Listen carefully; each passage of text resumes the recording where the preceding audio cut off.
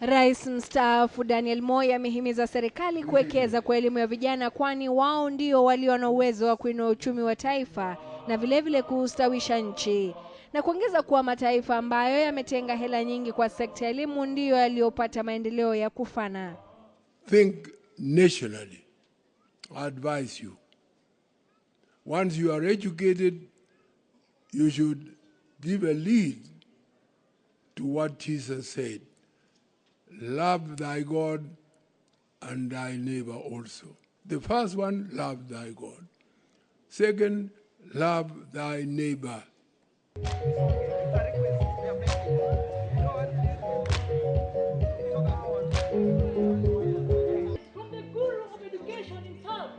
Rais mstaafu alikuwa akizungumza katika chuo kikuu cha Kabarak katika hafla ya 6 ya kuhitimu kwa mahafala wa chuo hicho.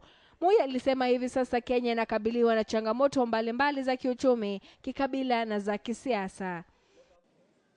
Don't become tribalist means you have not started education. When you learn to accommodate everybody living in this nation and think about things beyond, then you have grown up and you will be somebody to rely on. Maafala wote 338 waliohitimu leo walihimizwa kutupilia mbali ukabila na kuungana kama Wakenya.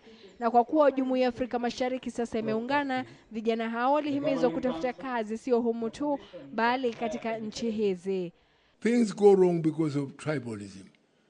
And as you know, I kept on complaining that we should have been now East African Federation to accommodate all these people. You are a large number of a highly educated group. What about other universities? Are you going to be squeezed here in Kenya? You want to look ahead.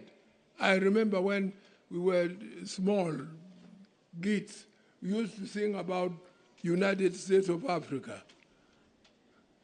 I don't see people moving that way. Carol Nderi, KTN Leo.